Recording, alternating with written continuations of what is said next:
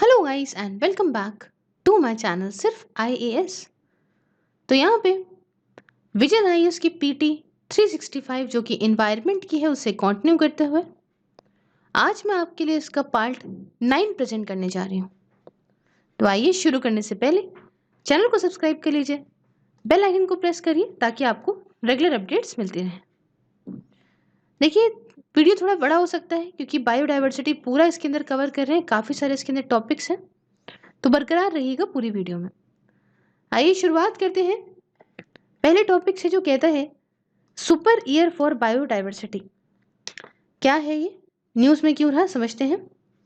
देखिए, जो 2020 का साल था ये सुपर ईयर था बायोडाइवर्सिटी के लिए। क्यों? क्योंकि जो स्ट्रैटेजिक प्लान फॉर बायोडाइवर्सिटी था जिसके अंदर करीब 20 तरह के ग्लोबल ऐसे टारगेट्स थे जिनको अडॉप्ट किया गया था 2010 में, वो खत्म हो रहे थे 2020 में। तो अब इसी के साथ जानना बहुत इंपॉर्टेंट हो जाता है कि ये strategic plan for biodiversity 2011 to 20 ये थे क्या। देखिए, इनको अडॉप्ट किया गया था पार्टीज के द्वारा टू दी सीबीडी।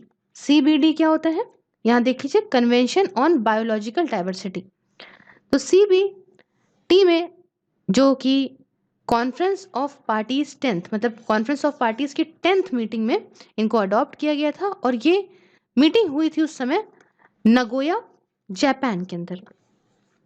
अब देखिए, जो प्लान है, स्ट्रैटेजिक प्लान है, इसके अंदर शेयर्ड विजन था, मिशन था, करीब 20 टारगेट थे जिनको करीब 5 स्ट्रैटेजिक गोल्स के अंदर ऑर्गेनाइज करा गया था और इन सबको एक साथ बोल रहे थे ABTs। ABTs का फुल फॉर्म होता है एच ई बायोडाइवर्सिटी टारगेट्स।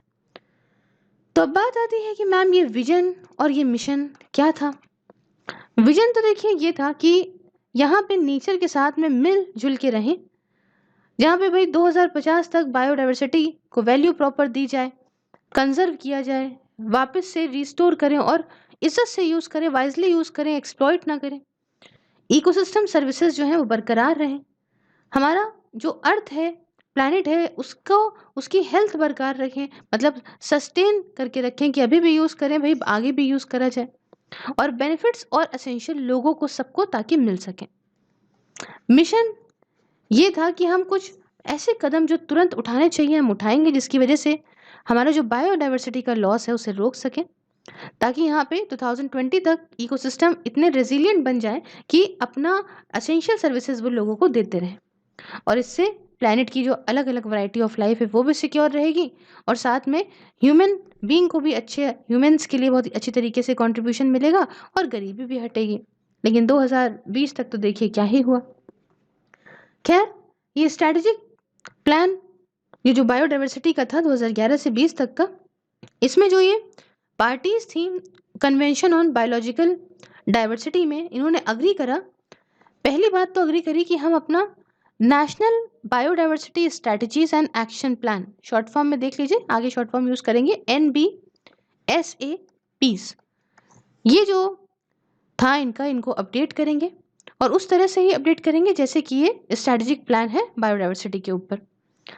दूसरा, इन्होंने सारी पार्टीज ने कहा कि हम नेशनल टारगेट अपने डेवलप करेंगे इस स्ट्रैटेजिक प्लान का यूज करके, और जो ये ऐसी बायोलॉजिकल टारगेट हैं ये एज अ फ्लेक्सिबल फ्रेमवर्क के तौर पे काम करेंगे, इसी पे हम नेशनल टारगेट बनाएंगे और इन सब को यहाँ पे एक साथ लेकर आएंगे इनटू द जो भी अपडेटेड वाला national biodiversity strategy and action plan होंगे उनके हिसाब से।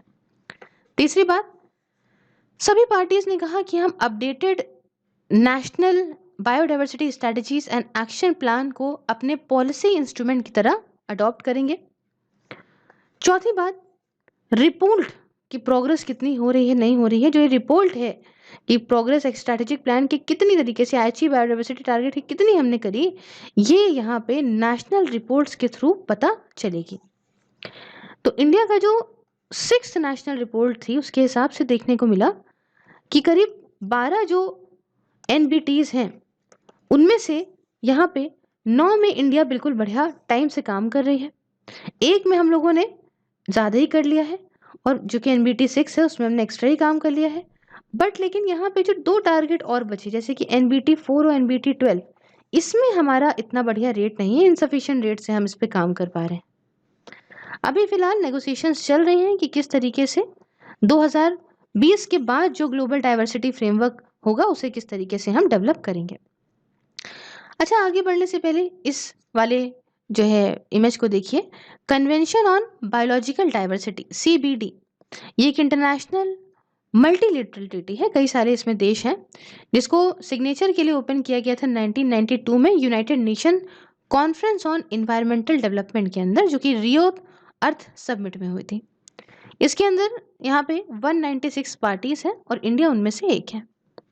इनके कुछ 3 तरह के ऑब्जेक्टिव होते हैं कि बायोलॉजिकल डाइवर्सिटी को कंजर्व करके रखना, जो बायोलॉजिकल डाइवर्सिटी के जो कंपोनेंट्स हैं उनका सस्टेनेबल अच्छे तरीके से यूज़ करना, और फेयर मतलब सही तरीके से और इक्विटेबल शेयरिंग करना, जो भी फ़ायदे निकल के आते हैं जेनेटिक रिसोर्सेज को यूज़ करके, तो उनकी अच्छी तरीके से शेयरिंग भी हो।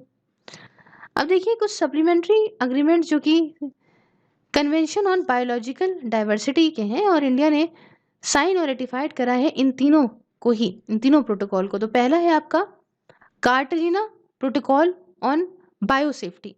इसमें क्या है, इसका एम ये है कि इंश्योर कराएं सेफ हैंडलिंग, ट्रांसपोर्ट और यूज़ हो जो भी लिविंग मॉडिफाइड ऑर्गेनिज्म है। इससे भाई क्या हो, resulting from modern biotechnology that may have adverse effect on biological diversity and human health. अगर कुछ ऐसे लिविंग मॉडिफाइड ऑर्गेनिज्म है जिनसे दिक्कत हो सकती है प्रकृति को या ह्यूमन को, तो इनको प्रॉपर तरीके से हैंडल और ट्रांसपोर्ट किया जाए। दूसरा जो है वो है protocol Nagoya protocol on access and benefit sharing. इसका एम ये है कि जो भी फायदे होंगे आपको जेनेटिक रिसोर्सेज को यूटिलाइज करके, उसे आपको इक्विटेबल तरीके से, फेयर तरीके से जो है वो देना है, शेयर करना है। और तीसरा था Nagoya Kuala Lumpur supplementary protocol on liability and redress to the Cartagena protocol on biosafety. इसका एम ये था कि यहाँ पे कंजर्वेशन में काम करें, सस्टेनेबल यूज़ करें बायोडाइवर्सिटी का, कैसे, इंटरनेशनल रूल्स और प्रोसीजर प्रोवाइड करके आपका लाइबिलिटी और आपका रिड्रेस करके, जो भी आपका लिविंग मॉडिफाइड ऑर्गेनिज्म है उनकी जो भी चीज़ें हैं उनको रिड्रेस करके। तो ये कुछ 3 तरह के इसके अंदर प्रोटोकॉल्स जो हमने डिस्कस करें। अब आगे देख लीजिए, यहाँ पे बड़ा सा चार्ट आ जाएगा, वो यहाँ पे बहुत सब चीज़ें बताता है, तो गौर से देखते चलिएगा। CBD स्ट्रैटेजिक गोल्स, उसके साथ IHE टारगेट्स क्या हैं, और कुछ 12 तरह के जो ये नेशनल बायोडाइवर्सिटी टारगेट्स हैं इंडिया के लिए। अब यहाँ पे एक चीज़ समझिए, आपको हो सकता है कि इसके अंदर सही से ना दिखे, तो मैगजीन मैंने अपने टेलीग्राम चैनल पे फॉरवर्ड कर दी है, तो प्लीज़ आप वहाँ जाके मैगजीन से देख सकते हैं। बाकी मैं पढ़ के बता रही हूँ। यहाँ पे देखिए, एड्रेस्ड अंडरलाइंग कॉजेस स्ट्रैटेजिक, जो CBD स्ट्रैटेजिक गोल्स को देखो, तो सबसे पहला है एड्रेस करो अंडरलाइंग कॉजेस। टारगेट क्या है कि अवेयरनेस जो बायोडाइवर्सिटी को लेके उसे और फैलाओ, mainstream biodiversity reform incentives, और आखिरी में इम्प्लीमेंट करो प्लान फॉर सस्टेनेबिलिटी। अब दूसरा देख लो, यहाँ पे 12 टारगेट जो है ये आखिरी में डिस्कस कर लेंगे, ठीक है। दूसरा है reduce pressure and promote sustainable use.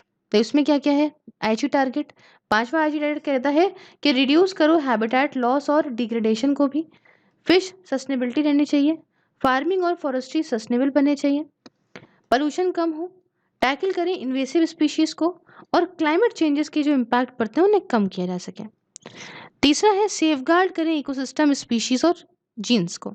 इसमें 11th जो IHE टारगेट है वो कहता है कि प्रोटेक्ट और मैनेज करिए जो क्रिटिकल साइट्स हैं वहाँ पे, प्रिवेंट करिए जो एक्सटिंक्शन हो जाते हैं, बेचारे स्पीशीज एकदम ही खत्म हो जाते हैं, और जेनेटिक डाइवर्सिटी को मेंटेन करिए। उसके बाद आता है कि बेनिफिट्स जो कि बायोडाइवर्सिटी और इकोसिस्टम से मिलते हैं उन्हें एनहांस करा जाए। तो 14th वाला बोलता है IHE टारगेट की सेफगार्ड करिए इकोसिस्टम सर्विसेज को, जो डिग्रेडेड फॉरेस्ट है जो खराब हो गया उसे वापस से रिस्टोर करिए, और इम्प्लीमेंट करिए एक्सेस और बेनिफिट शेयरिंग को। और आखिरी में enhance implementation through planning, knowledge management and capacity building. तो इम्प्लीमेंटेशन और बढ़िया तरीके से कैसे करोगे, प्लानिंग से, नॉलेज से, मैनेजमेंट से, और कैपेसिटी बिल्ड करके। तो इसके अंदर क्या है, 17th वाला बोलता है IHE टारगेट कि ये जो NBSAPs है, मैंने आपको पीछे बताया, उसको इम्प्लीमेंट करिए, ट्रेडिशनल नॉलेज को प्रोटेक्ट करके रखिए, बायोडाइवर्सिटी की नॉलेज को शेयर करिए और कंजर्वेशन फाइनेंस को और ज़्यादा बढ़ाइए। अब कुछ देखिए 12 तरह के यहाँ पे टारगेट्स हैं जो कि इंडिया के लिए हैं। तो पहला कहता है कि 2020 तक एक सिग्निफिकेंट एक इम्पोर्टेंट प्रोपोर्शन जो कि कंट्री की पॉपुलेशन का है, स्पेशली जवान लोग जो होते हैं, इनको पता होना चाहिए कि हमारी बायोडाइवर्सिटी की क्या वैल्यू है और यहाँ पे कदम भी उठाए जाने चाहिए जिससे कंजर्व करें, यूज़ करें इनको बहुत ही अच्छे से। ये आईची टारगेट 1 ये बात भी कहता है। दूसरा है कि 2020 तक जो वैल्यूज़ हैं बायोडाइवर्सिटी की, इनको सबको एक साथ लेकर आओ नेशनल और स्टेट की जो प्लानिंग का प्रोसेस होता है उसके अंदर, और प्रोग्राम्स ऐसे लेकर आओ जिसे गरीबी से उठाया जाए, है ना, ऐसी स्ट्रैटेजी लेकर आओ, एज टारगेट 2 बोलता है। तीसरा जो टारगेट इंडिया के लिए था वो था स्ट्रैटेजीज ऐसी बनाइए जिससे जो इतनी तेजी में सब चीज़ें खत्म हो रही हैं, डिग्रेड हो रही हैं, टूट रही हैं, वो खत्म हो, जो लॉस हो रहा है सारे नेचुरल हैबिटेट्स का, वो सब जो है उसका रेट कम हो जाए, रिड्यूस होने का। और साथ में ऐसे कदम भी उठाइए भाई 2020 तक जो यहाँ पे हमारे ह्यूमन के लिए भी बढ़िया हो। ये टारगेट टारगेट 5 और 15 ये बात कहते हैं। चौथी बात कि 2020 तक इन्वेसिव एलियन स्पीशीज और पाथवेज को यहाँ पता लगाइए, कौन बाहर आता है और बाहर से आगे कौन से स्पीशीज बर्बाद करते हैं। साथ में स्ट्रैटेजी ऐसे बनाइए कि आप इनको मैनेज वगैरह कर सकें। तो ये एच टारगेट 9 भी बोलता है। पांचवा ये है कि 2020 तक मेजर्स कुछ ऐसे उठाइए जिससे सस्टेनेबल मैनेजमेंट हो सके, एग्रीकल्चर का, फॉरेस्ट्री का, फिशरीज का। तो एच टारगेट 6, 7, 8 ये बात कहता है। सिक्स बात ये है कि भाई इकोलॉजिकली रिप्रेजेंटेटिव जो एरियाज होते हैं टेरेस्ट्रोलियर और इनलैंड वाटर के अंडर और साथ में कोस्टल और मरीन जोन्स के अंदर, स्पेशली वो सारे जिनका काफ़ी इंपॉर्टेंट स्पीशीज जहाँ रहते हो, जहाँ बायोडाइवर्सिटी पाई जाती हो, इकोसिस्टम सर्विसेज देते हो, इन सबको कंजर्व करके रखो, प्रॉपर मैनेज करके रखो। तो ये हमारा एच टारगेट 10, 11, 12 बोलता है। सातवां कहता है इसके अंदर कि 2020 तक आपको जेनेटिक डाइवर्सिटी कल्टीवेशन प्लांट की करनी पड़ेगी, फार्म लाइफ स्टॉक की, उनके वाइल्ड रिलेटिव्स की, जैसे दूसरे कुछ socio economically as well as culture valuable species हो गए, ये सब आपको मेंटेन करके प्रॉपर तरीके से रखना ही रखना है। और भी चीज़ें हैं, एच टारगेट 13 कहता है। उसके बाद है 2020 तक इन्होंने ये भी कहा कि इकोसिस्टम सर्विसेज, स्पेशली वो सारी जो पानी से रिलेटेड, ह्यूमन हेल्थ से रिलेटेड, लाइवलीहुड वेलबींग से रिलेटेड हैं, ये सारे के सारे आपको यहाँ पे कुछ कदम उठाइए इनको सेफ वगैरह करने के लिए। और क्या औरतों की ज़रूरत है, क्या लोकल कम्युनिटी की ज़रूरत है, सब कुछ आप ध्यान में रखिए, गरीब वगैरह को सबको। एच टारगेट 14 कहता है। 9th है कि 2015 तक जेनेटिक रिसोर्सेज का एक्सेस मिले, फेयर इक्विटेबल तरीके से सब सारे फायदे मिल जाएं, है ना, यही सारी चीज़ें हैं जैसा कि नगोया प्रोटोकॉल में कहा गया था। IG टारगेट 16 बोलता है। 10th जो है वो कहता है कि भाई 2020 तक एक इफेक्टिव पार्टिसिपेटरी और updated national biodiversity action plan बना लो जो हर जगह अलग अलग लेवल पे गवर्नेंस की इम्प्लीमेंट हो सके। एच टारगेट 3, 4 और 17 की बात कहता है। 11वां है कि 2020 तक नेशनल इनिशिएटिव कुछ ऐसे कदम उठाओ कम्युनिटीज़ ट्रेडिशनल नॉलेज का यूज़ करके, कम्युनिटीज़ की पुरानी नॉलेज का यूज़ करके, बायोडाइवर्सिटी रिलेटेड होता क्या है वो उनके पास बहुत नॉलेज होती है, तो ऐसे कुछ कदम उठाओ जिससे यहाँ पे इन नॉलेज की मदद से हम कुछ ऐसा लॉ लेकर आए इंटरनेशनल ऑब्लिगेशंस के हिसाब से और हम इनको बचा सकें। ये एच टारगेट 18 कहता है। और आखिरी में 12वां ये है कि 2020 तक अपॉर्चुनिटीज़ ऐसा पता लगाओ जिससे हमारा फाइनेंशियल, ह्यूमन या टेक्निकल रिसोर्सेज बढ़ सकें, है ना, और ये यहाँ पे अच्छी तरीके से इम्प्लीमेंटेशन हो स्ट्रैटेजिक प्लान फॉर बायोडाइवर्सिटी का, समझ रहे हो। तो ऐसा कुछ यहाँ पे करने की ज़रूरत है। एच टारगेट 19 और 20 कहता है। अब आगे बढ़ेंगे और आगे बढ़ के कुछ और इसके बारे में बात जानेंगे। चैनल तो बहुत ज़्यादा बड़ा था, सुला देने वाला। अब रिलेटेड न्यूज़ के बारे में थोड़ा सा देखते हैं क्या है क्या नहीं। तो इसके अंदर पहला आता है ग्लोबल बायोडाइवर्सिटी आउटलुक। ये देखिए ये क्या है, रिसेंटली जो 5th global biodiversity outlook report को रिलीज करा गया और ये एक फ्लैगशिप पब्लिकेशन है जो कि कन्वेंशन ऑन बायोलॉजिकल डाइवर्सिटी का है। अब देखिए जो एक ग्लोबल बायोडाइवर्सिटी आउटलुक 5 निकला, ये हमें पूरे वर्ल्ड की ग्लोबल की समरी देता है कि कितना हमने अच्छी बायोडाइवर्सिटी टारगेट को पाने की तरफ प्रोग्रेस करी है। और प्रोग्रेस जो इसके अंदर करी गई है अच्छी बायोडाइवर्सिटी टारगेट को पाने में पिछले 10 सालों में, अगर ग्लोबल लेवल में देखें तो 20 में से कोई भी टारगेट पूरी तरीके से अचीव नहीं हो पाया। हालांकि 6 टारगेट जो पार्शली अचीव हो गए, इसमें टारगेट नंबर 9 था, 11 था, 16 था, 17 था, 19 था और 20 था, लेकिन कोई भी टारगेट पूरी तरह से अचीव नहीं किया जा सका। दूसरा आता है यूएन बायोडाइवर्सिटी समिट। तो इसमें क्या है, रिसेंटली इंडिया ने यूएन बायोडाइवर्सिटी समिट में पार्टिसिपेट करा। समिट ये पहली तरह की समिट है जो बायोडाइवर्सिटी के ऊपर हुई है यूनाइटेड नेशंस जनरल असेंबली में। इसको कन्वेंट किया गया United Nations United Nations secretary general Antonio Guterres के द्वारा और आपका on the sidelines of the general assembly. Aim ये था कि हम पॉलिटिकल मोमेंटम और बढ़िया बिल्ड करें ताकि फटाफट से फाइनेंशियल कमिटमेंट जो है वो पूरी हो सके, है ना। और अगर नेक्स्ट ईयर जो हमारा ahead of talks next year in China, अब ये पार्टिसिपेट करी गई हेड ऑफ स्टेट्स या मिनिस्टर लेवल पे, जो कि अपनी अपनी कंट्री को रिप्रेजेंट कर रहे थे, जो कि पार्टी थी इस कन्वेंशन ऑन बायोलॉजिकल डाइवर्सिटी की। और थीम इस समिट का बताऊं तो थीम ये था urgent action on biodiversity for sustainable development. बहुत बढ़िया थीम था। उसके बाद नेक्स्ट आता है इंटरनेशनल डे ऑफ बायोडाइवर्सिटी। ये क्या है? देखिए, यूनाइटेड नेशन ने यहाँ पे प्रोक्लेम करा कि मई जो 22 है वो इंटरनेशनल डे ऑफ बायोडाइवर्सिटी के तौर पे मनाया जाएगा, ताकि जो है बायोडाइवर्सिटी का इतना बड़ा इशू है उसके बारे में और अवेयरनेस फैलाई जा सके। ये मई 22 जो है 1992 के अंदर क्या हुआ था, मतलब ये देखिए, it is celebrated to commemorate May 22 1992 for adoption of text of convention on biological diversity. तो इसी के चलते यहाँ पे इसको मई 22 जो है डेट दी गई है। थीम क्या है 2020 के लिए? Our solutions are in nature. यहाँ समझिएगा, OUR our solutions, are in nature. बढ़िया। अब कुछ इनिशिएटिव जो कि लॉन्च करे गए इंडिया के द्वारा इस इंटरनेशनल डे ऑफ बायोडाइवर्सिटी में, क्या करे गए? तो सबसे पहला इंडिया ने लॉन्च करा बायोडाइवर्सिटी संरक्षण इंटर्नशिप प्रोग्राम को, ताकि जो पोस्ट ग्रेजुएट के बच्चे हैं वो सपोर्ट करें इस प्रोजेक्ट्स को। जो प्रोजेक्ट होते हैं ना नेशनल बायोडाइवर्सिटी अथॉरिटी के, उनको ये पोस्ट ग्रेजुएशन के बच्चे सपोर्ट कर सकें। दूसरी बात, यूनाइटेड नेशन इन्वायरमेंटल प्रोग्राम का कैंपेन जो कि illegal trafficking of endangered species पे है, जिसे लॉन्च करा गया wild life crime control bureau के द्वारा यूनाइटेड नेशन इन्वायरमेंटल प्रोग्राम के साथ मिलकर, ताकि जो भी दिक्कतें आती हैं इन्वायरमेंट में, जो भी चैलेंजेस आते हैं इलीगल ट्रैफिकिंग की वजह से, उसे यहाँ पे एड्रेस कर सकें। तीसरा, इंडिया ने लॉन्च करा एक वेबिनार सीरीज लॉन्च करी biodiversity conservation and biodiversity act 2002 के ऊपर। उसके बाद यहाँ पे WWF model conference of parties जो आपकी इंगेज करती है यंगर जनरेशन को कन्वर्सेशंस में, पूरे ही जो इम्पैक्ट पड़ता है ह्यूमैनिटी का आपका बायोडाइवर्सिटी के ऊपर, तो ये भी करा गया इंडिया के द्वारा। और आखिरी में अवेयरनेस कैंपेन जिसे WWF सपोर्ट कर रहा था, उसे भी इंडिया के अंदर चलाया गया। तो ये पूरी बात करी हमने इस टॉपिक के बारे में। नेक्स्ट टॉपिक की तरफ बढ़ते हैं। टॉपिक बोलता है भाई international union for conservation of nature, मतलब ICUN की रेड लिस्ट के बारे में। जानते हैं कि ये न्यूज़ में क्यों रही है।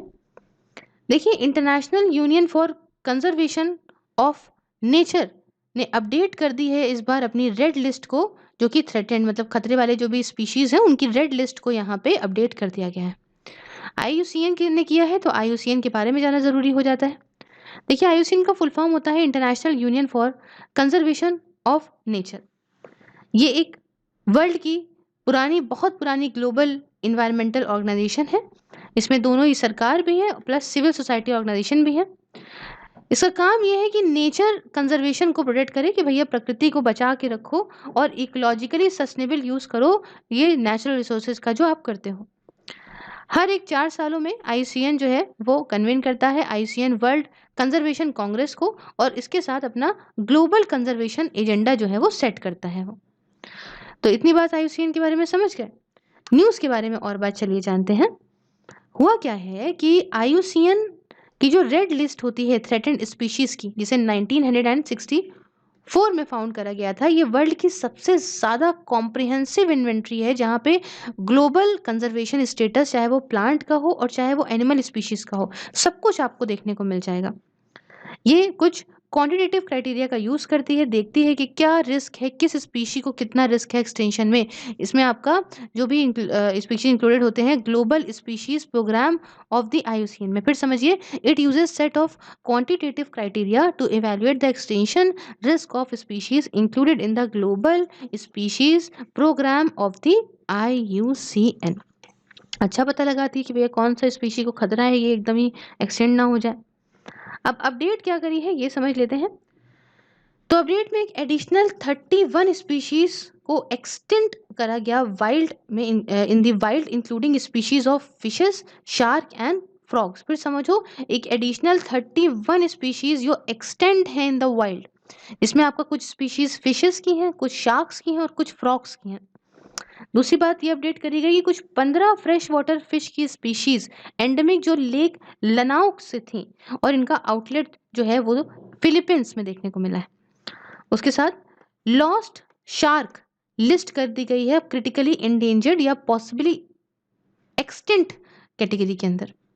चौथी बात कि 3 मतलब 3 मैकेडमिया स्पीशीज जो कि प्रोटिया एक जीनस होता है साउथ अफ्रीकन फ्लावरिंग प्लांट का फैमिली का, तो ये यहाँ पे करी गई हैं।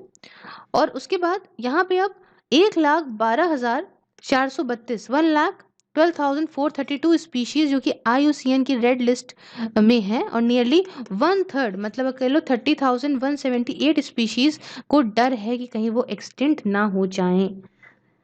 अब देखिए सबसे पहले तो यहाँ थोड़ा सा एक्सटेंट, थ्रेटेंड, लीस्ट कंसर्न ये क्या होती है, क्या कैटेगरीज क्या है IUCN की रेड लिस्ट की, पहले ये समझ लो।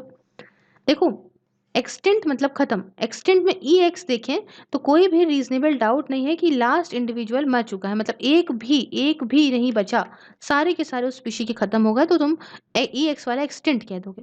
अब एक्सटेंट इन अ वाइल्ड अगर हम बात करें, जो अभी हमने बात करी थी एक्सटेंट इन अ वाइल्ड, तो EW की बात करें तो ये सिर्फ known only to survival in captivity, cultivation और well outside is natural range.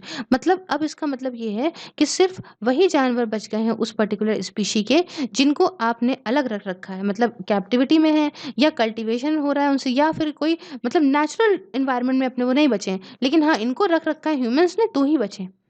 उसके बाद क्रिटिकली इंडेंजर्ड क्या होते हैं, जिनको बहुत ज़्यादा रिस्क है एक्सटेंशन इन दी वाइल्ड का। ठीक है, ये वाला जो रिस्क है कि मतलब नेचुरल एनवायरनमेंट में हो सकता है खत्म हो जाए, तो एक्सटेंट की बात समझ गए। थ्रेटेंड क्या होते हैं, इसमें देखिए CR, EN और VU 3 आते हैं, समझिए कौन कौन से हैं। देखो भाई, अच्छा ये देख लो, ये CR इसके अंदर इन्होंने डाला है, ये क्रिटिकली इंडेंजर्ड हमने यहाँ पे बता दिया आपको। ठीक है, अब देखो EN का मतलब क्या होता है, EN का मतलब होता है इंडेंजर्ड, मतलब जिनको बहुत ज़्यादा रिस्क है ये एक्सटेंट हो जाएंगे in a wild, extinction in a wild. तो भैया देखो ये भी आ गया EN में इंडेंजर्ड। और वल्नरेबल मतलब VU, इसका मतलब क्या है, जो हाई रिस्क फेस कर रहे हैं एक्सटेंशन इन अ वाइल्ड। ठीक है, ये वाले पे।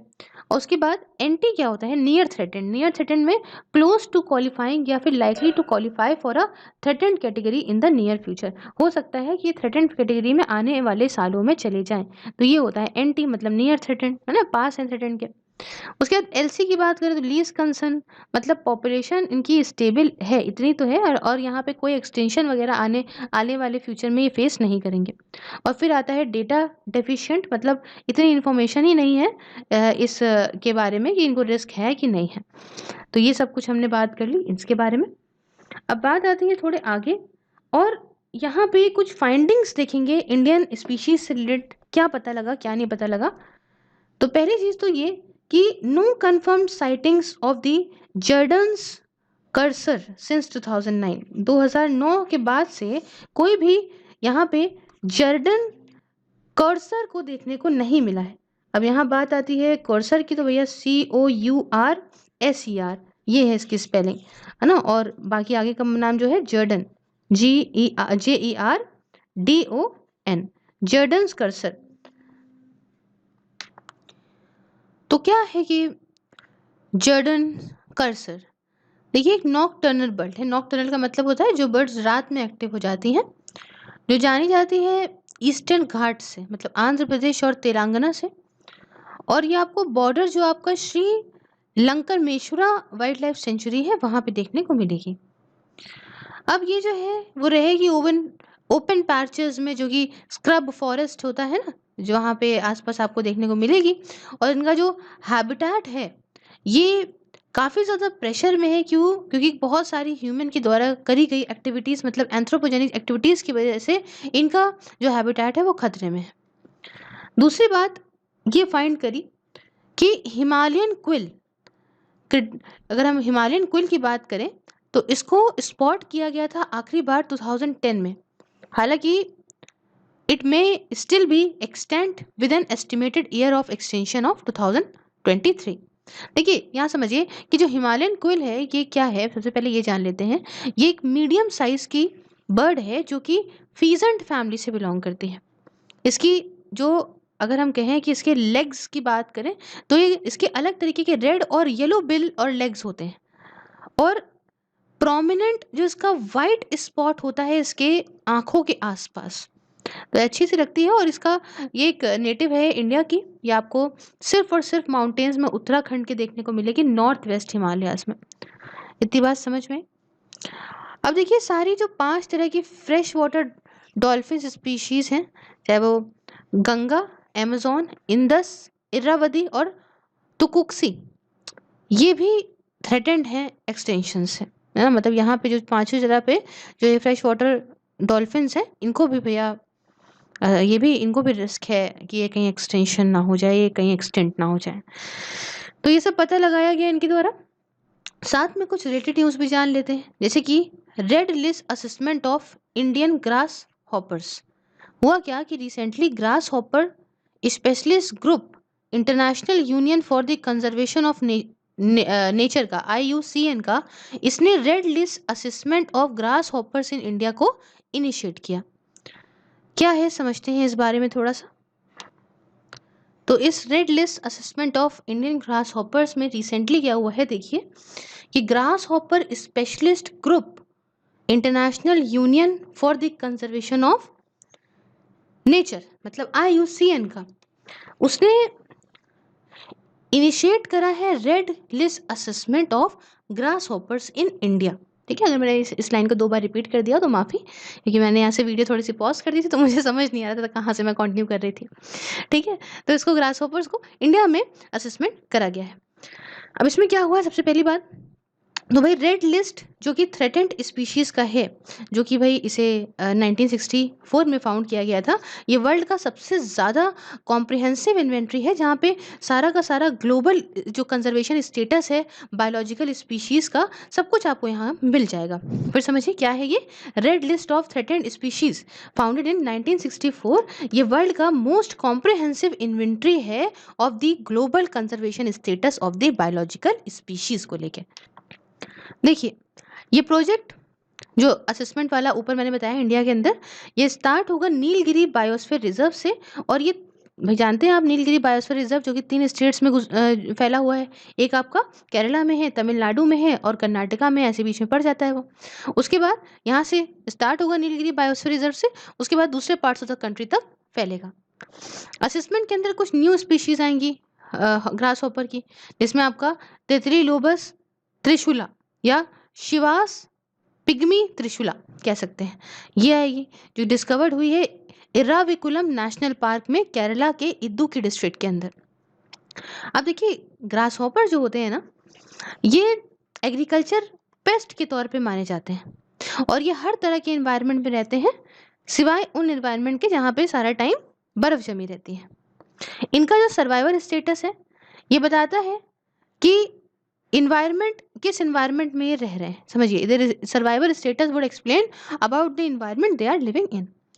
अब जो इंडियन ग्रास हॉपर की स्पीशीज है वो काफ़ी नेग्लेक्टेड ग्रुप रहा है, इस पर ध्यान नहीं दिया गया, since none had been included earlier in the red list of the threatened species. क्योंकि यहाँ पे कभी भी कोई भी पहले रेड लिस्ट के अंदर थ्रेटेंड स्पीशीज जो रेड लिस्ट है इसके अंदर कभी इंडियन ग्रास हॉपर की कोई भी स्पीशी को नहीं डाला गया है। खैर चलिए, इसीलिए ग्रास हॉपर के ऊपर अब काम किया जाएगा। बढ़ते हैं नेक्स्ट टॉपिक की तरफ। टॉपिक बोलता है टाइगर स्टेटस रिपोर्ट 2018 के बारे में। क्या है समझते हैं, ये न्यूज़ में क्यों नहीं, पहले ये जानते हैं।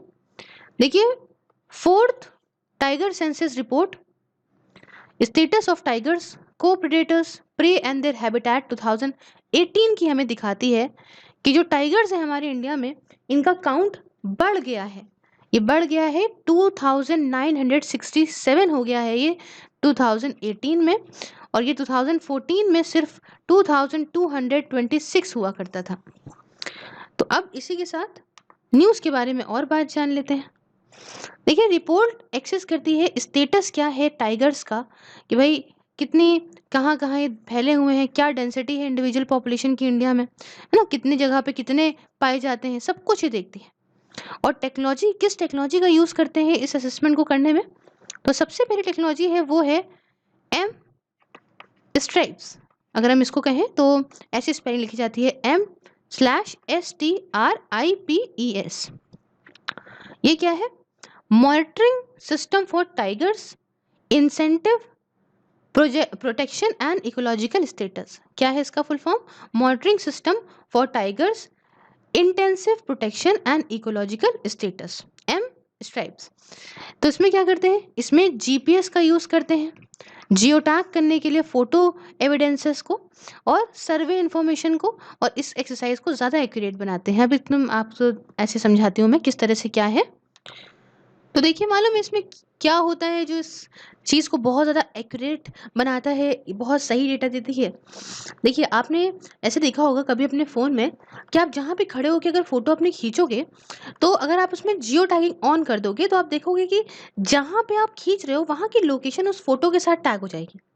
आईफोन्स वगैरह में ज़्यादा होता है, एंड्रॉइड्स में भी होता है। अगर ऑन कर रखा है तो आपने ज़रूर देखा होगा। तो होता क्या है, जिनको नहीं देखा जिन्होंने, उनको बता दूं कि जीपीएस का यूज करके यहाँ पे क्या होता है, जियो टैग करते हैं फोटो एविडेंसेस को। मान लीजिए कहीं पे भी देखा गया टाइगर, तो वहाँ का जो फोटो एविडेंस है कि यहाँ से इस फोटो को देखा गया है, वहाँ उस लोकेशन के हिसाब से उस फोटो को टैग कर देंगे। तो भैया डेटा जो है वो एकदम एक्यूरेट होगा कि हाँ इस एरिया में देखा गया है, इसका मतलब इस एरिया में इतने टाइगर्स हैं। अब पीछे पीछे तो घूमेंगे नहीं, टाइगर आ जाओ, कितने हो तुम लोग, ये तो कर नहीं सकते। दूसरा यहाँ पे टेक्नोलॉजी जो यूज करते हैं वो होती है CA ट्रैट, कैट्रैट ऐसे कर लो इसको। इसका फुल फॉर्म होता है camera trap data repository and analysis tool. ये क्या है? ये है for automated segregation of camera trap photographs to species. मतलब इसमें जो कैमरे से ऑलरेडी ट्रैप करी गई इमेजेस होती है ना, जो फोटोग्राफ्स होती है ना, उनमें से यहाँ पे सेग्रीगेट कर देते हैं अलग अलग स्पीशी को कि अच्छा ये टाइगर है, ओके ओके, तो उस हिसाब से पता लगाते हैं। तो ये दो तरीके होते हैं। तो जब रिपोर्ट के रिलीज होने के टाइम पे वाटर और फूडर स्कीम को भी प्रपोज करा गया विद इन द रिजर्व्स, ताकि कुछ एनिमल्स जो है that so that fewer animals stay out of these reserves and minimises animal human conflict. अब यहाँ पे कर दिया गया था इस वजह से कि भैया यहाँ पे कम जो एनिमल्स हैं वो बाहर निकले खाने की तलाश में, और भैया ये सब काम जो हो रहा है इसमें ह्यूमन एनिमल कॉन्फ्लिक्ट ना हुए, है ना, कि वो उसको मारने दौड़े, उनको मारने दौड़े, और फिर जो करने अच्छा निकले और चीज़ें और दिक्कत हो जाए। ठीक है। उसके बाद ये काफ़ी क्रूशियल था to keep track on their numbers as global tiger forum and international collaboration of tiger bearing countries has set a goal of doubling the count of wild tigers by 2022। देखिए ये काफ़ी इंपॉर्टेंट है, हमें track करते रहना है हमारे यहाँ के नंबर्स कितने बढ़े हैं, टाइगर्स के कितनी बढ़ोतरी हुई है। क्योंकि मामला ये है ना कि ग्लोबल टाइगर फोरम जो है एक इंटरनेशनल कोलैबोरेशन है ये टाइगर बियरिंग कंट्रीज़ का, है ना, जो जिन जिन कंट्रीज़ के पास टाइगर्स हैं उन सब ने मिलकर यहाँ पे एक बनाया है, नाम है इसका ग्लोबल टाइगर फोरम। तो इसने यहाँ पे कि गोल रखा है, टारगेट रखा है कि आपको 2022 तक अपने यहाँ के वाइल्ड टाइगर्स का जो काउंट है उसे डबल करना पड़ जाएगा, और इंडिया ने ऑलरेडी टारगेट जो डबल करने का था उसे पा लिया है। अब देखिए कि इस टाइगर स्टेटस रिपोर्ट ने क्या फाइंड करा, इसकी की फाइंडिंग्स की अगर हम बात करें तो देखने को ये मिला है कि 2967 एट 2967 इंडिया अगर कहें तो भाई वर्ल्ड के 70% टाइगर्स को अब अपने पास रखे हैं। इंडिया होस्ट कर रही है 70% ऑफ द वर्ल्ड्स टाइगर, और टाइगर ये माने गए हैं कि ये 6% पर एनम से इनमें बढ़ोतरी हुई है 2006 से लेके 2018 के बीच में। नियरली 1/3 जो इंडिया के टाइगर हैं ये टाइगर रिजर्व के बाहर ही रह रहे हैं। और मध्य प्रदेश यहाँ पे 526 हैं, इसके पास मैक्सिमम नंबर ऑफ टाइगर्स हैं। मध्य प्रदेश के बाद कर्नाटका आता है जहाँ पे 524 हैं, और फिर उत्तराखंड आता है जहाँ पे 442 हैं। अब देखिए मध्य प्रदेश और कर्नाटका में बहुत ज़्यादा क्लोज कंपटीशन है, वहाँ दो दो टाइगर से सिर्फ कर्नाटका पीछे है, तो याद रखिएगा कि मध्य प्रदेश में सबसे ज़्यादा टाइगर्स हैं। तीसरी बात कि नॉर्थ ईस्ट में जो पॉपुलेशन है वो उसको सफ़र करी है, वहाँ पे कुछ लॉसेस हुए हैं। टाइगर स्टेटस जो कि छत्तीसगढ़, झारखंड और उड़ीसा का है, ये यहाँ पे उसके अंदर कमी देखने को मिली है। लार्जेस्ट जो कॉन्टिन्यूअस टाइगर पॉपुलेशन है पूरे वर्ल्ड की ऑफ अबाउट 724 टाइगर्स ये वेस्टर्न घाट्स के अंदर देखने को मिले हैं। कौन सा रीजन आपका? नागरहोल, बंदीपुर, वयनाड, मुदुमलाई और सत्यमंगलम BRT ब्लॉक, जो ये वेस्टर्न घाट्स का एरिया है, यहाँ पे जो है 724 टाइगर्स, आप कह लो अच्छी खासी पॉपुलेशन यहाँ देखने को मिली है। सेकेंड लार्जेस्ट पॉपुलेशन करीब 604 टाइगर्स की वो उत्तराखंड और वेस्टर्न उत्तर प्रदेश में देखने को मिली है, जिसमें यहाँ पे राजाजी, कॉर्बेट, रामनगर, पीलीभीत, दुधवा, ये सारे के सारे नेशनल पार्क्स और ब्लॉक्स आ रहे हैं। ये है उत्तराखंड वाला एरिया, ठीक है, ये वेस्टर्न घाट वाला एरिया है। उसके साथ ये देखिए कि कॉर्बेट टाइगर रिजर्व जो उत्तराखंड के अंदर है, उसके अंदर हाईएस्ट डेंसिटी है पूरे वर्ल्ड की टाइगर की यहाँ पे, तो उत्तराखंड में है, लेकिन चले जाएंगे तो दिखना बड़ा मुश्किल हो जाएगा, दिखता विकता नहीं, हम तो कई बार देखे। चलो नियरली 17% जो 50 में से जो 17 रिजर्व्स हैं, ये यहाँ पे पीक पे है अपनी कैपेसिटी के एट सस्टेनिंग देयर पॉपुलेशन।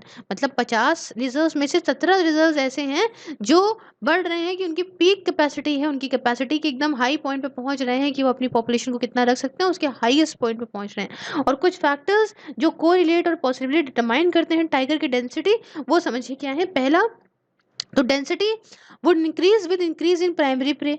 अब देखो जैसे कि मान लो चित्तल, सांभर, गौर, ये बढ़ा तो ऑब्वियसली आता है इनकी डेंसिटी भी बढ़ जाएगी। उसके बाद दूसरी ये समझ रहे ये वजह क्या है, मैं समझाने की कोशिश क्या कर रही हूँ कि फैक्टर्स जो क्यों मतलब टाइगर की डेंसिटी कैसे बढ़ी है, ये बताने की कोशिश की जा रही है कि क्या वजह हो सकती है जो टाइगर की डेंसिटी बढ़ी है। तो समझ रहे हो, ये ऐसा हो सकता है डेंसिटी इस वजह से बढ़ी है कि जिनका प्राइमरी प्रे बढ़ा है। दूसरी बात, डेंसिटी तब भी बढ़ेगी with increase in tiger habitat and it's quality. उसका टाइगर जहाँ रहता है वहाँ उसकी उस हैबिटेट और उसकी क्वालिटी में अगर अच्छा करोगे, इंक्रीमेंट करोगे, उसका हैबिटेट और मजबूत होगा तो वो और उसकी डेंसिटी बढ़ेगी, तो ये है। उसके बाद density should decline with increasing human impacts and decrease in protection regime. अब देखो यहाँ पे डेंसिटी यहाँ पे कम होगी तब जब यहाँ पे ह्यूमन इम्पैक्ट ज़्यादा होंगे और यहाँ पे प्रोटेक्शन रिजाइम कम होंगे टाइगर को लेके, तो ये एक कुछ बात है। वाइल जो नंबर है टाइगर्स का वो तो बड़ा है, but same is not true for को प्रेडेटर्स। उसके मतलब और प्रेडेटर जैसे कि स्ट्राइप्स हाइना होता है ना, इंडियन वाइल्ड डॉग है, और जैकॉल्स वगैरह, वुल्स वगैरह है, अगर हम इनकी बात करें तो ये सेम तरीके से इस टाइगर्स की तरीके से इनकी जो है वो डेंसिटी नहीं बढ़ी, इनका नंबर डेंसिटी क्या, इनका नंबर देखने को नहीं बढ़ा है कि ये बढ़ रहे हों। उसके साथ हाईएस्ट प्रे डेंसिटीज जो है वो रिकॉर्ड करी गई हैं कॉर्बेट में, राजाजी नेशनल पार्क में, पेंच में, बंदीपुर में, पेंच वगैरह देखिए मध्य प्रदेश में है, बांदीपुर में, साथ में टाइगर रिजर्व जो कि हमारे नॉर्थ ईस्ट के हैं, ये वहाँ पे कुछ वही प्रे डिप्लीशन देखने को मिला है। क्यों? क्योंकि वहाँ पे वो जो कुछ बुश मीट कंजम्पशन की प्रैक्टिस चलती है ना, तो मतलब ये है कि नॉर्थ ईस्ट में यहाँ पे जो प्रे होता है, मतलब जिसको ना दूसरा जानवर खाता है, दूसरे वाले जानवर चारा टाइप का कह लो, तो जो प्रे होता है ये यहाँ पे उस डिप्लीट हुआ है। क्यों? क्योंकि भाई यहाँ वहाँ पे बुश मीट कंजम्पशन होता है कि मतलब वाइल्ड एनिमल्स को काट काट के खाते हैं, तो इस वजह से वहाँ पे दिक्कत है और देखने को मिली है कि भाई इसी वजह से टाइगर रिजर्व नॉर्थ ईस्ट के वो जो है वो उसमें वहाँ पे इतना बढ़ोतरी नहीं देखने को मिली। ठीक है, देखिए कुछ बातें हम इंडियन टाइगर या फिर royal Bengal tiger, panthera tigris इसको बोलते हैं बायोलॉजिकली, तो उसके बारे में जानते हैं। देखिए ये एक टाइगर स्पीशीज है जो इंडिया का ही है, IUCN स्टेटस के हिसाब से ये इंडेंजर्ड है। लार्जेस्ट पॉपुलेशन जो बंगाल टाइगर्स की इंडिया में है, बट यहाँ पे कुछ छोटे छोटे ग्रुप्स आपको इनके बांग्लादेश के अंदर, नेपाल और भूटान के अंदर भी देखने को मिलेंगे। ये आपको चाइना और बर्मा के एरिया में भी देखने को मिल जाएंगे। इंडिया के पास करीब 70% ग्लोबल टाइगर पॉपुलेशन का हिस्सा है, और टाइगर्स दोनों ही फ्लैगशिप और अम्ब्रेला स्पीशीज हैं। फ्लैगशिप स्पीशीज के तौर पे बताऊं तो काफ़ी इंपॉर्टेंट है कंजर्वेशन के लिए, और अम्ब्रेला की स्पीशीज पे बताऊं तो टाइगर कंजर्वेशन की वजह से दूसरे और जो स्पीशीज हैं उनका भी कंजर्वेशन हो जाता है। अब देखिए जो टाइगर्स हैं ये आपको कुछ 13 कंट्रीज में देखने को मिलते हैं। एक बांग्लादेश है, फिर भूटान आता है, कैम्बोडिया आता है, चाइना आता है, इंडिया आता है, इंडोनेशिया आता है, लाओ पीडीआर आता है, साथ में Malaysia, Myanmar, Nepal, Russia, Thailand और वियतनाम आता है। सॉरी अगर आपको पीछे से ठक ठक की आवाज़ आ रही है, मैं काफ़ी टाइम से वेट कर रही हूँ। I don't know why these people construct their houses every time. खैर थोड़ा सा एडजस्ट कर लेते हैं, बाकी तो रात में मैं कर दूंगी रात भर जग के रिकॉर्ड कर दूंगी। प्लीज़ कोऑपरेट करिएगा थोड़ा सा इस लेक्चर में, नहीं तो बहुत मिस हो जाएगा। It is a very long PT. खैर 2010 की बात है जब इन सारी कंट्रीज ने कहा था कि भैया देखो हम अपने अपने टाइगर्स के नंबर्स को डबल कर देंगे 2022 तक, which is a Chinese year of tiger. और कंजर्वेशन स्टेटस अगर हम टाइगर का बताएं तो IUCN की रेड लिस्ट के हिसाब से ये इंडेंजर्ड है, वाइल्ड लाइफ प्रोटेक्शन एक्ट के हिसाब से ये शेड्यूल 1 में है, और साइट्स के हिसाब से अपेंडिक्स 1 में है। तो ये कुछ हमने बात करी टाइगर्स के बारे में। आपको अगर थोड़ा सा भी डिस्टर्बेंस लगा हो तो प्लीज़ मुझे कमेंट बॉक्स में ज़रूर बता दीजिएगा, सो दैट मैं ये पूरा पूरा रिकॉर्ड करके दोबारा डाल दूंगी, बस आप लोगों को कोई दिक्कत नहीं होनी चाहिए। क्लियर है? अब देखिए इससे कुछ रिलेटेड न्यूज़ के बारे में जानते हैं। तो क्या है यहाँ देखिए, conservation assured tiger standards, short form में क्या बोल रहे हैं, देखिए CA/TS। तो देखिए हुआ क्या कि इंडिया ने डिसाइड करा कि वो यहाँ पे एक्सटेंड करेंगी कंजर्वेशन अशोर्ड टाइगर स्टैंडर्ड्स को सारे ही अपने टाइगर रिजर्व्स में, ताकि और मजबूत बना सकें, इम्प्रूव कर सकें जो भी मैनेजमेंट है वहाँ का। इससे क्या होगा, इससे इंडिया का जो total number of registered site है वो 94 हो जाएंगी। अब इसमें आपका साइट्स टाइगर रिजर्व्स के बाहर वाली भी ले ली गई हैं। अब बात आती है कि ये कंजर्वेशन अशोर्ड टाइगर स्टैंडर्ड क्या है। देखिए ये एक कंजर्वेशन टूल है, मतलब कंजर्व करने के लिए काम करता है। इसमें क्या होता क्या है कि ये बेस्ट प्रैक्टिस जो हो सकती है या स्टैंडर्ड जो हो सकते हैं मैनेज करने के लिए टारगेटेड स्पीशीज को, मतलब यहाँ के केस में पहला स्पीशीज जो रहा है इसके अंदर वो है टाइगर। ठीक है, तो टाइगर के मैनेजमेंट को लेके, टाइगर को कंजर्व करने को लेके चीज़ें हैं, और यहाँ पे देखती भी रहती है कि क्या आखिरकार जो है असेसमेंट करती है कि क्या प्रोग्रेस हुई है क्या नहीं हुई है। ये पार्टनरशिप है टाइगर रेंज गवर्नमेंट्स का, उसके साथ इसमें कुछ इंटर गवर्नमेंटल एजेंसीज भी हैं, इंस्टीट्यूशंस भी हैं, NGOs भी हैं, और कंजर्वेशन ऑर्गेनाइजेशंस भी हैं, सब हैं इसके अंदर। और इसको अडॉप्ट करा गया है for use beyond tigers, it is being adopted for use beyond tigers. इसमें आपका पोटेंशियली जैगुआर्स भी आते हैं, लायंस भी आते हैं, फ्रेश वाटर डॉल्फिन्स भी आती हैं, तो सिर्फ टाइगर्स नहीं आते हैं, और भी स्पीशीज आते हैं। वर्ल्ड वाइड फंड, मतलब जो WWF है, world wide fund for nature, जो है ये मदद कर रहा है टाइगर रेंज कंट्रीज को इम्प्लीमेंट करने के लिए इस CA/TS को। उसके साथ फिर नेक्स्ट आता है जो है TX2 tiger conservation award, TTCA के बारे में। देखिए ये ग्लोबल अवार्ड है जिसे 2010 में सेंट पीटर्सबर्ग टाइगर समिट में सेटअप किया गया था। सेटअप किया गया किसके द्वारा था, किया गया था इंटरनेशनल ऑर्गेनाइजेशन जो कि टाइगर कंजर्वेशन के लिए काम करती हैं, जैसे कि WWF हो गया, UNDP हो गया, उसके साथ IUCN हो गया, ग्लोबल टाइगर फंड हो गया, कैट्स हो गया, lion cats under lion shares हो गया। तो ये सारे के सारे ने मिलकर इसको सबमिट किया था, मतलब इसको जो है वो सेटअप किया था। अभी देखिए TX2 का मतलब क्या है, TX2 का मतलब है टाइगर्स टाइम्स 2। क्या है, टाइगर्स टाइम्स 2, TX2 का मतलब ये है। ये यहाँ पे दिखाता है गोल जिसे सेट करा गया है करीब 13 टाइगर रेंज कंट्रीज के द्वारा कि हम वाइल्ड टाइगर्स की पॉपुलेशन को यहाँ पे 2022 तक डबल कर देंगे। तो इसलिए TX2 कहा गया है कि टाइगर्स टाइम 2, 2 गुना करना है टाइगर्स को। अब देखिए ये जो TTCA है ये दिए गए हैं यहाँ पे 2 कैटेगरीज में, समझे, TTCA समझ गए, टाइगर कंजर्वेशन अवार्ड। अब इसे 2 कैटेगरीज में यहाँ दिया जाता है। पहला होता है टाइगर कंजर्वेशन एक्सीलेंस अवार्ड।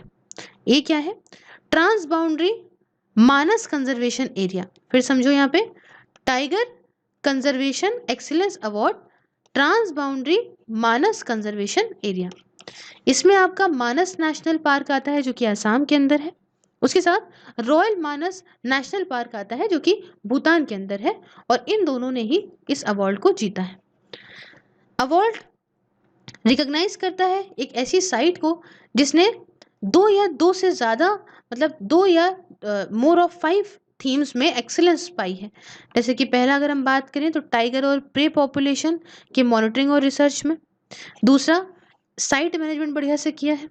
तीसरा, बढ़िया इनका लॉ इन्फोर्समेंट और प्रोटेक्शन है। चौथा, कम्युनिटी बेस्ड कंजर्वेशन है। पांचवा, हैबिटेट और प्रे मैनेजमेंट है। अब बात करेंगे TX2 अवार्ड के बारे में। तो देखिए, ये अवार्ड दिया जाता है उन एफर्ट्स के लिए जिनकी वजह से टाइगर की पॉपुलेशन बढ़ती है, जिसमें कि फाइनेंशियल ग्रांट वगैरह भी आती है। अगर कोई कोई कंजर्वेशन के लिए कुछ भी चल रहा है, कोई प्रोग्राम चल रहा है, कोई फंक्शन किया जा रहा है, उसमें कुछ पैसा वगैरह दे दिया गया, तब भी ये अवार्ड दिया जाएगा। तो मतलब दूसरे तरह का अवार्ड ये है। तो अब यहाँ पे बात करें तो पीलीभीत टाइगर रिजर्व जो है उत्तर प्रदेश के अंदर, उसने इस अवार्ड को जीता है अपनी पॉपुलेशन को, क्योंकि उसने डबल कर दिया है। और पीलीभीत टाइगर रिजर्व काफ़ी इंपॉर्टेंट है कनेक्टिविटी के लिए अक्रॉस द वास्ट तेरई आर्क लैंडशिप, जो कि इंडिया और नेपाल का है। इसकी साउथ वाली बाउंड्री ये मार्क है by river Sharda and Khakhra. यहाँ पे पीलीभीत के जो है आगे जाएंगे ना तो टनकपुर पड़ेगा ना, तो यहाँ पे एक माता का वो भी है बहुत फेमस, वहाँ पे लोग जाते भी हैं पूर्णागिरी के नाम से। चलिए आखिरी बात करिए काजी 106F के बारे में। देखिए, ये इंडिया का इकलौता गोल्डन टाइगर है जिसे काजीरंगा नेशनल पार्क में असम के देखने को मिलता है। गोल्डन टाइगर को टैबी टाइगर भी बोलते हैं। क्या बोलते हैं? टैबी टाइगर भी बोलते हैं या स्ट्रॉबेरी टाइगर भी बोलते हैं। इस तरह का टाइगर होता है जिसका कलर वेरिएशन रिसेसिव जीन की वजह से होता है ना। अलग अलग इसका जो कलर वेरिएशन है वो इसके जीन्स की वजह से होता है। और येलो स्किन टाइगर की उसे कंट्रोल करती हैं कुछ सेट ऑफ अगौटी जीन्स, मतलब अलग अलग जीन्स कैसे हो रहा है। तो यहाँ पे ये देखिए, अगौटी जीन्स जो है इसका येलो कलर देखती हैं, वाइल जो ब्लैक स्ट्रिप इसके ऊपर लगी रहती है इसे कंट्रोल करते हैं टैबी जीन्स। कौन से genes? TABBY, tabby genes and their एरिनेंस। अब सप्रेशन किसी भी जीन्स का अगर होता है ना तो उससे कलर वेरिएशन रहता है टाइटल का। मान लीजिए टाइगर का, मान लीजिए कि टैबी जीन्स अगर ज़्यादा है, अगौटी कम है, या अगौटी ज़्यादा है टैबी कम है, तो इससे क्या होगा, कुछ टाइगर के अंदर कुछ कलर वेरिएशन हो जाएगा। अब देखिए, गोल्डन टाइगर्स जो हैं इनका कलर होता है ब्लॉन्ड कलर, या आप कह लो पेल गोल्डन कलर के होते हैं। और जो नॉर्मल टाइगर्स के आपको स्ट्रिप्स देखने को मिलेंगी वो ब्लैक कलर की मिलेंगी। वही जगह जो इनकी होती हैं वो आपको रेडिश स्ट्रिप्स देखने को मिलती हैं। अब देखिए, इसके अंदर कुछ कंसर्न्स भी हैं। कंसर्न्स समझना बहुत ज़रूरी है, क्योंकि देखिए यहाँ पे जो इनकी रेयर स्किन टोन है, इसका वजह पता है क्या है? इसकी वजह है एक्सेसिव इनब्रीडिंग। अब आप कहेंगे कि मैम ये इनब्रीडिंग क्या होती है? देखिए, इन ब्रीडिंग का मतलब होता है, इसमें जो लिखा है तो छोड़ दीजिए, आसान शब्दों में आपको समझाती हूँ। जब यहाँ पे मेटिंग होती है इंडिविजुअल्स या ऑर्गेनिजम्स की, ठीक है, मतलब सेक्सुअल रिप्रोडक्शन होता है इंडिविजुअल्स का या ऑर्गेनिज्म का, जो काफ़ी क्लोजली रिलेटेड होते हैं थ्रू कॉमन एंसेस्ट्री। मतलब यहाँ पे कहीं ना कहीं वो अपने एंसेस्टर्स से आपस में जुड़े हुए हैं, है ना। या आपने एंथ्रो में, अगर आपको ऑप्शनल तो आपने पढ़ा होगा। तो भाई अगर कॉमन अगर एंसेस्ट्री है और अगर ऐसे लोगों की मेटिंग हो जाती है तो हम इन ब्रीडिंग कहते हैं। अब इसमें क्या दिक्कत आ रही है समझो। यहाँ पे दिक्कत ये आ रही है कि मान लो कि यहाँ से कोई बीमारी चलती हुई आ रही हो, कोई बीमारी चलती हुई आ रही हो, वो सब में ऐसे इस तरह से फैल रही हो, ठीक है। अब वो कहीं ना कहीं इसमें भी होगी और कहीं ना कहीं इसमें भी होगी। तो अगर इन दोनों की मेटिंग आपस में होगी तो जो ऑफस्प्रिंग निकल आएगा तो उसमें भी कहीं ना कहीं वो भी तो जो है वो अफेक्ट कर रहा होगा ना इस चीज़ से। समझ रहे हो ना, उसको भी तो अफेक्ट हो जाएगा ना इस प्रॉब्लम से। तो इसलिए जो है ये दिक्कत होती है। और इन ब्रीडिंग की वजह क्या होती है? इन ब्रीडिंग की वजह देखिए तब होती है जब पॉपुलेशन इनकी टाइगर्स वगैरह की एक ही जगह पे आ गई हो। अब ये कहीं और कनेक्टिविटी हो ही ना दूसरे लैंडस्केप से, तो जो आपस में ही होते हैं वही आपस में ही करने लग जाते हैं। समझ रहे हो ना, आपस में ही ब्रीडिंग हो जाती है फिर, क्योंकि भाई बाहर जा ही नहीं रहे हैं तो बाहर का कोई पकड़ ही नहीं पाएंगे। इसका एक विपरीत टर्म भी होता है, समझते हो? इसका उल्टा टर्म होता है आउट ब्रीडिंग। जैसे इन ब्रीडिंग है वैसे आउट ब्रीडिंग है। और उसमें क्या होता है, मीटिंग होती है अनरिलेटेड ऑर्गेनिज्म के बीच में, ठीक है, जैसे अरेंज मैरिज होती है ना उस तरीके से। अब ये समझो, ये वजह क्या होती है कि अगर टाइगर्स की इन ब्रीडिंग होती है ना, एक ऐसी जगह पे जहाँ पे एक ही साथ रह रहे हैं, बाहर नहीं, दूसरी जगह से कनेक्टिविटी नहीं है। इसका रीज़न मेनली होता है बच्चों, ये हैबिटेट लॉस हो गया, डिस्ट्रक्शन हो गया उनके कॉरिडोर्स का, तो ये होता है। अच्छा, एक जब आप उसमें लाइन पढ़ोगे ना तो आप उसमें एक वर्ड पढ़ोगे, ये अगर आपको नहीं समझ में आएगा ना तो ये देखिए, एलिस करके एक वर्ड है। ALLES। इसका मतलब जानते हैं क्या होता है? इसका मतलब होता है कि ये एक या एक से ज़्यादा वर्जन है सेम जीन का। तो एक इंडिविजुअल क्या करता है कि इनहेरिट करता है अपने पापा से, अपनी मम्मी से, मतलब हर एक पेरेंट से क्या करता है कि 2 एलील्स को लेता है, मतलब ए वन फ्रॉम ईच जीन, मतलब 2 एलील्स को वो ले लेगा, एक पापा से एक मम्मी से। और अगर 2 एलील्स सेम है तो फिर इंडिविजुअल होमोजेनियस कहलाता है उस जीन के लिए। अगर मान लीजिए ऐसा उस पर्टिकुलर जीन में अलग अलग 2 एलील्स मिले तो यहाँ पे वो इंडिविजुअल हेट्रोजीनियस कहलाएगा। तो मैं थोड़ा सा इसको मैंने थोड़ा क्लियरली पढ़ा बता दिया, ठीक है। अब यहाँ पे आगे बढ़ेंगे, आगे बढ़ के बात करेंगे नेक्स्ट टॉपिक की। नेक्स्ट टॉपिक बोलता है status of leopards in India के बारे में। तो क्या चल रहा है स्टेटस लेपर्ड्स का हमारे देश के अंदर, आइए थोड़ा समझने की कोशिश करते हैं। सबसे पहले बात आती है कि ये बात न्यूज़ में क्यों रही। देखिए न्यूज़ में रहने की बच्चों वजह ये थी कि स्टेटस जो कि लेपर्ड का है इंडिया के अंदर 2018 की रिपोर्ट के हिसाब से, वो जो रिलीज़ करी है recently ministry for environment forest and climate change के द्वारा, और यही एक वजह है कि ये स्टेटस वाली बात न्यूज़ में आ गई। तो भाई रिपोर्ट ने क्या पता लगाया, बताओ भाई क्या पता लगाया। पता ये लगाया कि अगर हम स्पीशीज़ की बात करें तो लेपर्ड्स सबसे ज़्यादा अडेप्टेबल कार्निवोर्स होते हैं। मतलब ये जाने जाते हैं कि ये बहुत ज़्यादा ह्यूमन हैबिटेशंस के बहुत पास होते हैं। मतलब ऐसा इनको नहीं होता कि ये मारे पीटे काटे कूटे, है ना, ज़्यादा होता है, लेकिन सबसे ज़्यादा अगर माने तो सबसे ज़्यादा अडेप्टेबल होते हैं ये। एक उनको ऐसा कुछ ह्यूमन एनिमल कन्फ्लिक्ट बहुत हाई लेवल पे नहीं दिखता, ठीक है। पॉपुलेशन की बात करें तो इंडिया जो है अब इसके पास, हमारे देश के पास 12,852 12,852 लेपर्ड्स हैं। 60% का 60% का इंक्रीज देखने को मिला है, जो पुराना वाला एस्टिमेट किया गया था जो बच्चों 2014 की पॉपुलेशन में। 2014 के बाद हमने यहाँ पे 60% इंक्रीज मिला है, बहुत अच्छी बात है। अब अगर बात करें कि स्टेट वाइज कहाँ पे मामला चल रहा है, तो स्टेट वाइज जैसे हमने पहले बताया, याद रखिएगा ये मध्य प्रदेश बहुत इंपॉर्टेंट है, ठीक है। तो मध्य प्रदेश सबसे हाईएस्ट पॉपुलेशन पाई गई, उसके बाद देखा गया कर्नाटका के अंदर, और आखिरी में देखा गया महाराष्ट्र के अंदर। अगर हम रीजन वाइज बताएं तो सेंट्रल इंडिया वही वहीं भी तो आएगा ना, मध्य प्रदेश। उसके बाद आपका आ गया ईस्टर्न घाट्स वाला इलाका। इतनी बात समझ में आ गई आपको। अब कुछ बातें जान लेते हैं लेपर्ड्स के बारे में, है ना, अब इसी के सुन ही रहे हैं तो आइए समझ लेते हैं थोड़ा लेपर्ड्स के बारे में। देखिए इंडियन सब स्पीशीज जिसका नाम पैंथेरा पार्डस फस्का है, ये आपको सारे ही इंडिया के फॉरेस्ट में देखने को मिलेगी। और ये सिर्फ और सिर्फ एरिड डेजर्ट्स में नहीं है ना, एरिड डेजर्ट्स में नहीं है, उधर साइड अगर हम सूखे वाले इलाकों में देख लें, and above the timber line in the Himalayas, timber line के ऊपर नहीं है। समझे, फिर समझिए एक बार। Indian subspecies Panthera pardus fusca is found in all forested habitat in the country, absent only in the arid deserts and above the timber line in the Himalayas। Clear है। हिमालयस में अगर हम बात करें तो ये sympatric है with snow leopards, मतलब वहां पे कैसे इनका इनका क्या हिस्सा मिलेगा, इनका स्नो लेपर्ड्स देखने को मिलेंगे आपको हिमालयस में, जिनका बायोलॉजिकल नेम होता है पैंथेरा अंसिया, ठीक है। अब IUCN के स्टेटस के हिसाब से ये वल्नरेबल है, और इनको अपेंडिक्स 1 में भी डाला गया है, convention on international trade off endangered species of wild flora and fauna, the फोना एंड फ्लोरा, जिसे हम लोग शॉर्ट फॉर्म में साइट्स बोलते हैं। इसके अपेंडिक्स 1 में भी ये पड़े हैं, और शेड्यूल 1 में किसके हैं, ये वाइल्ड लाइफ प्रोटेक्शन एक्ट 1972 के। इतनी बात आपको समझ में आई, कुछ लेपर्ड के बारे में हमने जानकारी ले ली। अब देखिए राजस्थान ऐसी पहली स्टेट बना है जिसने यहाँ पे प्रोजेक्ट लेपर्ड को लॉन्च करा है। कौन सी स्टेट है, जरा ध्यान रखिएगा, राजस्थान ऐसी स्टेट है जिसने प्रोजेक्ट लेपर्ड को लॉन्च करा है। ये जो ह्यूमन लेपर्ड कॉन्फ्लिक्ट हो जाता है ना, आपने देखा होगा भाई, ये लेपर्ड की पॉपुलेशन को कंजर्व करने के इन्होंने लॉन्च किया है। बहुत वजह है, एक आपके साथ डिस्कस करना चाहूँगी। जैसे PIB अगर आपने यूट्यूब पे सब्सक्राइब करा होगा तो अक्सर क्या होता है कि वो कोई भी चीज़ बड़ा ही वीडियो फॉर्म में बताने की कोशिश करते हैं, बड़ा ही अच्छा रहता है। तो एक ऐसी उन्होंने बहुत ही कार्टून वाली वीडियो प्रेजेंट करी थी, तो मैंने उसको देखा। तो उसमें क्या होता है कि भाई लेपर्ड आ रहा है, और यहाँ पे मान लीजिए कि ये हैबिटेट है उनका, यहाँ के जंगल है, जंगल के आसपास लोगों का झोपड़ी वगैरह भी है, घर भी वगैरह है। अब होता क्या है कि लोगों ने कुछ पाल रखे होते हैं, कोई अपने जानवर पाल रखे होते हैं, वो अपना जो भी है अपना काम कर रहे हैं यहाँ पे। अब रात में क्या होता है कि लेपर्ड वगैरह आते हैं और चुप्पे से भाई उनके जो जानवर वगैरह बाहर बंधे हुए हैं उनको मार देते हैं। मार देते हैं, फिर उसके बाद भई वो मर गया, अब उसके बाद मार के चले जाएँगे। अब उसके बाद अगले दिन चलो नॉर्मल रहेगा, फिर अगले दिन आएँगे वो पड़ा होगा जो वहाँ पे खा लेंगे उसको।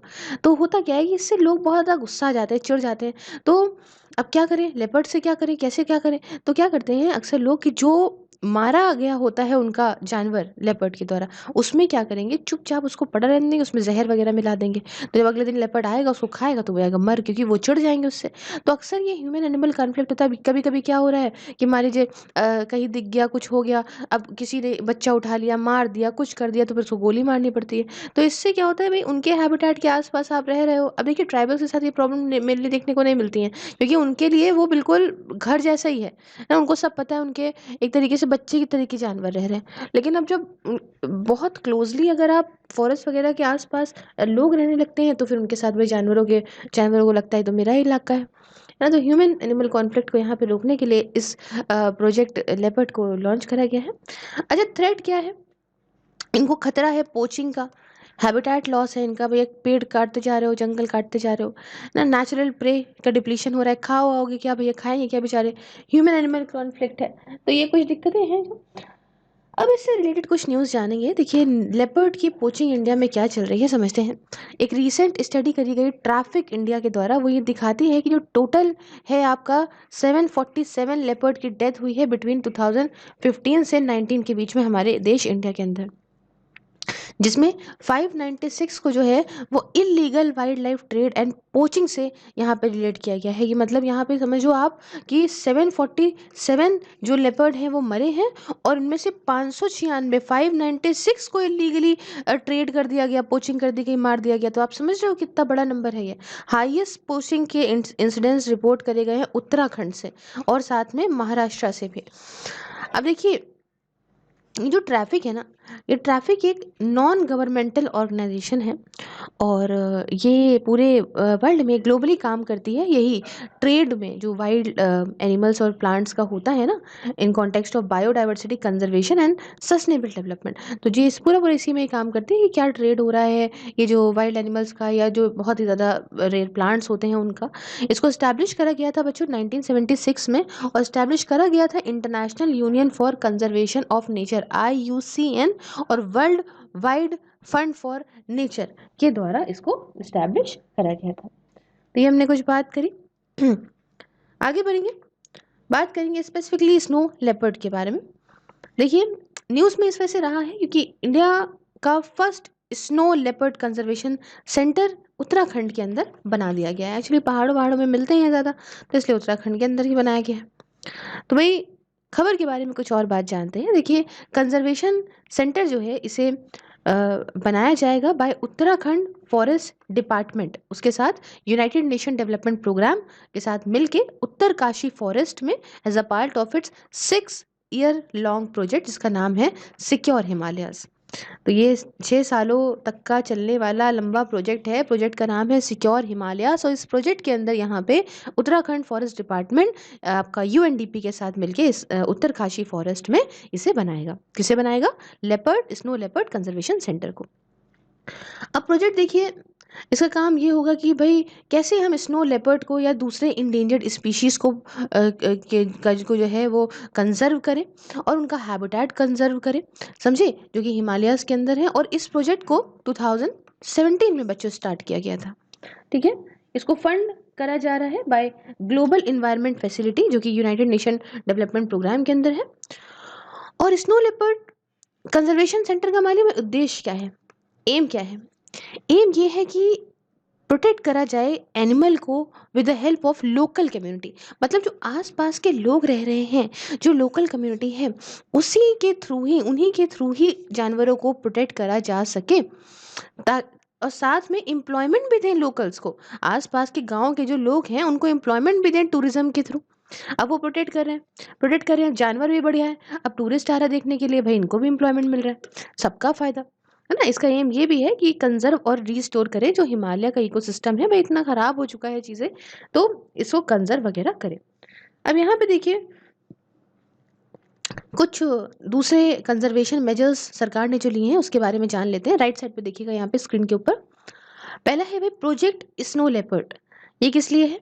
इंडिया का यूनिक नेचुरल हेरिटेज जो कि ऊपर आप जानते हो high attitude wild life population है जो पहाड़ों के बहुत ऊपर रहती है, उनका हैबिटेट कंजर्व करना, उनको भाई पार्टिसिपेटरी पॉलिसीज और एक्शंस के थ्रू उनका कंजर्वेशन प्रमोट करना, तो ये सब के लिए ये सब सारा कुछ प्रोजेक्ट स्नो लेपर्ड लाया गया था। उसके बाद GSLEP, ये क्या है? Global snow leopard and ecosystem protection program. ये एक मान लीजिए अलायंस है, जितने ही सारे स्नो लेपर्ड रेंज कंट्रीज हैं, जहाँ जहाँ भी स्नो लेपर्ड पाया जाता है, उन सब का अलायंस है, उन सारी कंट्रीज का। उसके साथ नॉन गवर्नमेंटल ऑर्गेनाइजेशंस भी हैं इसके अंदर मल्टीलेटरल इंस्टीट्यूशंस भी हैं, साइंटिस्ट और लोकल कम्युनिटीज भी हैं, है ना। और उन सब का एक उद्देश्य है कि स्नो लेपर्ड को सेव करना है, और साथ में उनके माउंटेन इकोसिस्टम को भी सेव करना है। अब इसमें कौन कौन सी कंट्रीज आ रही हैं बच्चों? इसके अंदर अफगानिस्तान है, भूटान है, चाइना है, इंडिया है, कजाकिस्तान है, कारगिलिस रिपब्लिक है, मंगोलिया है, Nepal, Pakistan, Russia federation, Tajikistan और उज्बेकिस्तान है। उसके बाद आता है पॉपुलेशन असेसमेंट। देखिए, इंडियन गवर्नमेंट ने लॉन्च करा है अपना पहला national snow leopard population assessment. किस लिए? एस्टिमेट करने के लिए पॉपुलेशन की क्या पॉपुलेशन है स्नो लेपर्ड की इंडियन रेंजेस में। और उसके बाद आता है आखिरी में लैंडस्केप्स। ये क्या है? इंडिया ने देखिए यहाँ पे 3 बड़े-बड़े लार्ज लैंडस्केप स्नो लेपर्ड्स की आइडेंटिफाई करे हैं। एक आपका हेमिस स्पीति, जो कि आपका लद्दाख और हिमाचल प्रदेश के पास आ गया। उसके बाद नंदा देवी गंगोत्री, जो कि आपको उत्तराखंड में मिलेगा। फिर आपका कंचनजंगा तवांग, जो कि आपका सिक्किम और अरुणाचल प्रदेश के मिलेगा लाइन पे। ठीक है, तो ये यहाँ पे 3 लॉन्च करे गए हैं। प्लीज़ इसको ज़रूर से ज़रूर याद रखिएगा। तो अब थोड़ी बातें जान ली जाती हैं स्नो लेपर्ड के बारे में।